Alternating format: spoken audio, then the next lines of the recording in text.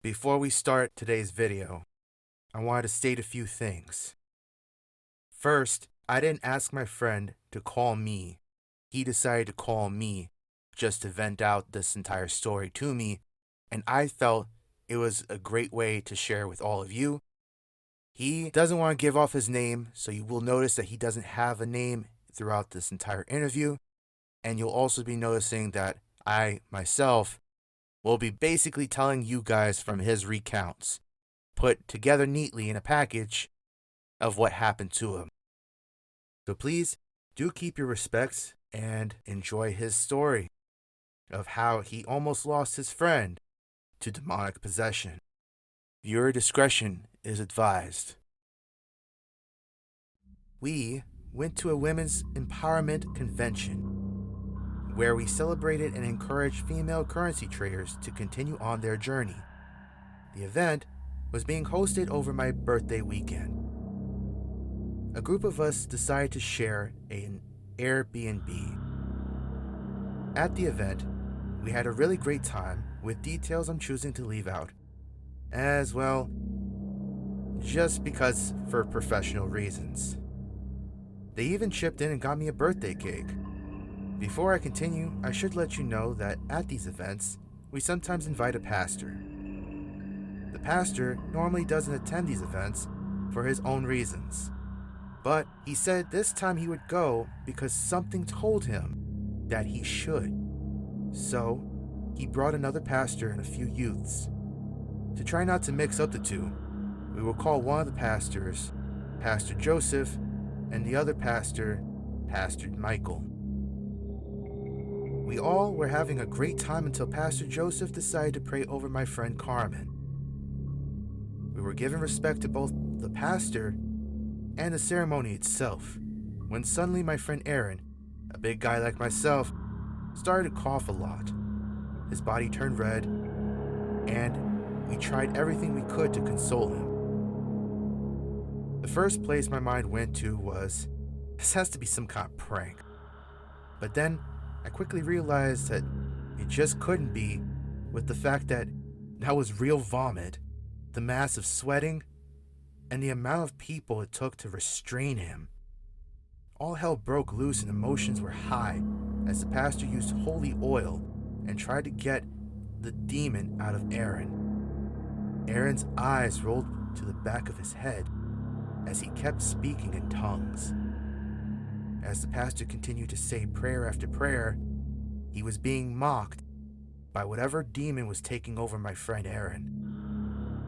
It took a good chunk of us to keep him still. Erin, one of the nicest guys I know, was acting insane as he shouted, "Abyss," a Hebrew word for chaos, and various other things. They were marks in straight, sharp lines that were now on his arms and his legs. I felt emotional personally during this because there was nothing I could do for him. None of us could do anything for him, but to witness the pastors trying to help Erin fight this demonic entity. By the time the pastors had expelled whatever it was that was plaguing Erin, it was 2 a.m. From 11 p.m. to 2 a.m., we had to do whatever we could to help Pastor Joseph out. Someone got raw footage of it, but out of respect for Erin, they didn't keep it. Instead, we told him that he was free to see the footage and decide whatever he wanted to do with it. He continuously apologized to all of us in group chats, stating that none of that was him, and he could never imagine himself doing any of that. The last thing Erin claims to remember is seeing the pastor, Pastor Joseph, put his hands on Carmen, pray over her, and then everything went black. Had I not been there, I personally wouldn't believe any of this, but I had the displeasure of witnessing all of it.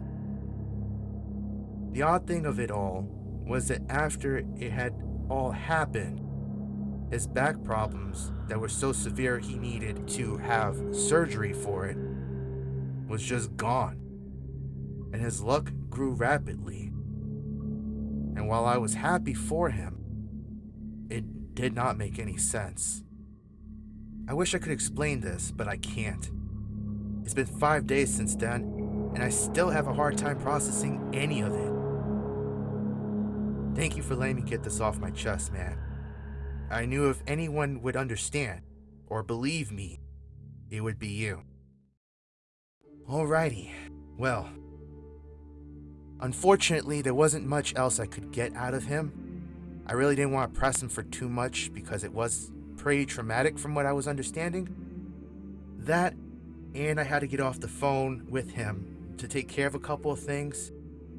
But if you guys have any questions for him, just leave it in the comments below and I'll bring it to him. Maybe we'll make a part 2 out of it. I'm not quite sure. Hope you guys enjoyed. Don't forget to like and comment. Huge thank you goes to our lovely Darkling, Lucy Rosado, and our Shadow Beast, Justin Rosado. If you too would like to join our Children of Darkness, follow us on Patreon.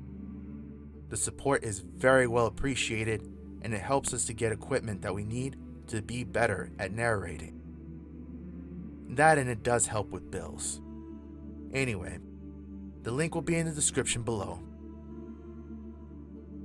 If you want to submit your own stories, however, whether it is a true horror story of your own, from any part of your life really, or if you would like to just submit your own horror story, which it could be any horror genre, honestly, it doesn't matter, submit it to us at thedarklittlvoices@gmail.com. Otherwise, please remember to hit the like button, as well as both the bell and the subscribe button to help our channel to grow more. Our goal is to hit 250 subscribers, and we're really hoping that we'll hit our goal before May of 2022. Thank you to my friend for your story that you submitted to me. And thank you all for supporting our channel. Enjoy your night. And don't forget about the viewers contest. Simply put, look for the number within our videos. The first to reach 10 and bring us those lovely numbers ends up winning a prize. If you want to know more, follow us on Twitter. Again, our links will be in the description below. And with that, remember, we're always watching.